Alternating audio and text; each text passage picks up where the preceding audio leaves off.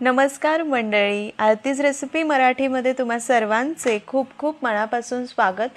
आपण रोज सकाळी नाश्ता करतो, पण नाश्ता केल्यानंतर जर आपल्याला ॲसिडिटी होत असेल, जळजळ होत असेल तर आपली चिडचिड होते आणि बऱ्याच जणांना रोजचे पोहे, उपमा, इडली डोसाचे पदार्थ खाल्ल्याने हा त्रास होतो।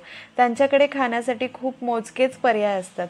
तर आजची छानशी रेसिपी आहे ज्यामध्ये तेल नाहीये जास्त, मसाले तर नाहीच आहे, याने ॲसिडिटी वगैरे सुद्धा होत नाही। तुमच्या नाश्त्यामध्ये एक पदार्थ तुम्ही नक्कीच ॲड करा।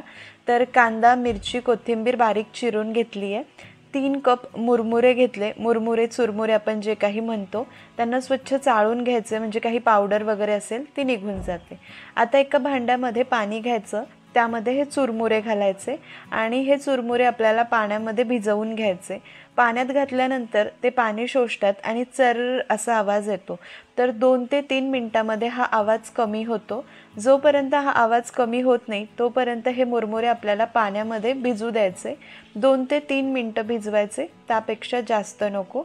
जास्त वेळ भिजवून ठेवले तर मुरमुरे खूप मऊ होऊन जाणार आणि नाश्त्याचा लगदा तयार होऊ शकतो। तर हळूहळू आवाज कमी होतो। 2-3 मिनिटं हे मुरमुरे आपल्याला पाण्यामध्ये छान असे एकसारखे भिजवून घ्यायचे। ते बुडत नाही, आपल्याला हाताने मिक्स करत राहायचं म्हणजे छान भिजले जातात। एक 2 ते 3 मिनिटं आपण यांना असेच ठेवूया। एक 2-3 मिनिटं ठेवले, संपूर्ण आवाज कमी झालाय, लगेच हे मुरमुरे आपल्याला हलक्या हाताने थोडंसं पाणी काढून चाळणीवर काढायचे।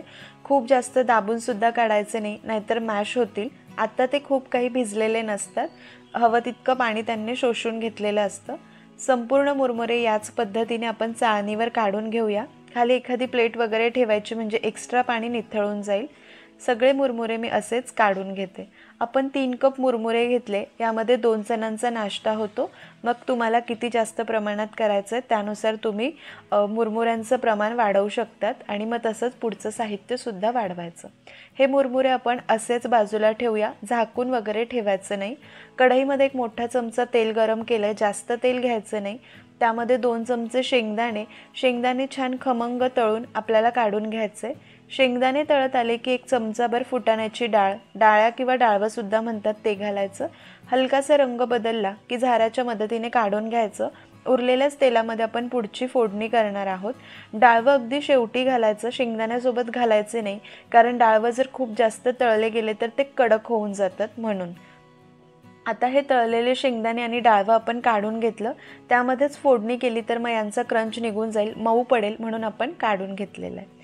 आता त्याच तेलामध्ये मोहरी घालायची आहे। मोहरी छान फुटू द्यायची, नाहीतर कडवट लागते। त्यानंतर जिरे घालायचे, जिरे सुद्धा छान फुललेले आहे। लगेच यामध्ये आपण चिरून घेतलेला कांदा आणि हिरवी मिरची घालायची। कांदा अगदी लहान लहान होते म्हणून मी 2 घेतले, मोठा असेल तर 1च घ्या। हिरवी मिरची आवडीप्रमाणे घ्यायची आणि कढीपत्ता घालायचा। कांदा आता आपल्याला छान असा लालसर गुलाबी होईपर्यंत परतायचा आहे, खूप जास्त ब्राऊन वगैरे करायचा नाही। कांदा परतत असताना थोडंसं मीठ घालायचं आहे, म्हणजे कांदा पटकन परतला जातो आणि कांद्याला मिठाची चवसुद्धा खूप छान लागते। मिसळून घेऊया आणि मध्यम आचेवर कांदा छान परतून घ्यायचा। कांदा परततोय तोपर्यंत मी अर्धा टोमॅटो चिरून घेतलाय। टोमॅटो मोठा होता म्हणून अर्धा चिरलाय, लहान असेल तर 1 संपूर्ण टोमॅटो घेतला तरीही चालेल। कांदा इथे व्यवस्थित हलकासा गुलाबी होईपर्यंत परतला, त्यामध्ये हा चिरलेला टोमॅटो घालायचा आहे।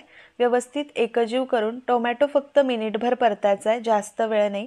आज आपण नाश्त्यासाठी मस्त असा मराठवाडा स्पेशल सुशिला बनवतोय। कर्नाटक किंवा मराठवाडा साईडमध्ये ही सुशिला नाश्त्यासाठी आवर्जून बनवलं जातं। नाश्त्याला किंवा संध्याकाळच्या छोट्या भुकेसाठी आपण बनवू शकतो। मी सुद्धा आज संध्याकाळच्या छोट्या भुकेसाठीच बनवते, नाश्त्याला सुद्धा उत्तम पर्याय आहे। टोमॅटो मिनिटभर परतला, जास्त मऊ वगैरे करायचा नाही। लगेच त्यामध्ये हळद घालायची आहे।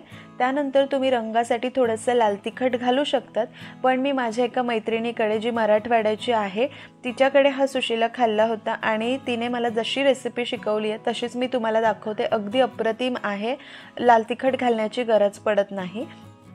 हळद घालून मिसळलं की हे आपण जे भिजवून बाजूला काढले होते ते मुरमुरे यामध्ये घालायचे। व्यवस्थित असे फोडणीमध्ये एकजीव करून घ्यायचे। हा सुशिला खाल्ल्याने अजिबात ॲसिडिटी वगैरे होत नाही, पचायला अगदी हलका फुलका आहे। ज्यांना पोहे आवडतात पण खाल्ल्याने त्रास होतो ते हे सुशिला नक्कीच बनवून खाऊ शकतात। आम्ही याआधी लखनौला पोस्टिंग होतो तेव्हा तिथे एक मराठवाड्याची मैत्रीण होती माझी, लातूर साईडची. तिच्याकडे मी ही सुशिला खाल्ली होती पहिल्यांदाच, पण मला खूप आवडली. मग मी नेहमी बनवत असते. यामध्ये थोडंसं मीठसुद्धा घालायचं आहे. तर मीठ बेताने घालायचं, कारण आपण कांद्यामध्येही घातलं आहे. मुरमुऱ्यांनाही थोडं मीठ असतं त्याच अंदाजाने. कोथिंबीर घालायची आणि तळलेले डाळवा आणि शेंगदाणे ते घालायचे. मिनिटभर मध्यम आचेवर परतून घ्यायचं आहे. हवं तर तुम्ही झाकण ठेवून वाफ काढू शकतात, पण मला तशी गरज वाटत नाही, म्हणून मी फक्त परतून घेणार आहे.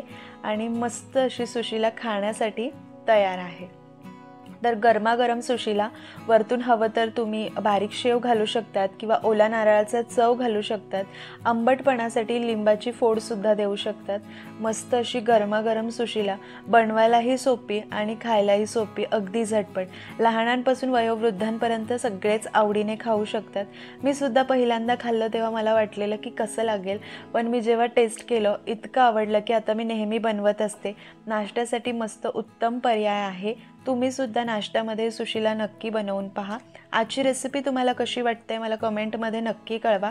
रेसिपी आवडली असेल तर लाईक करा, जास्तीत जास्त शेअर करा. परत भेटते अशाच एक पौष्टिक आणि छानशा रेसिपीसोबत. तोपर्यंत धन्यवाद.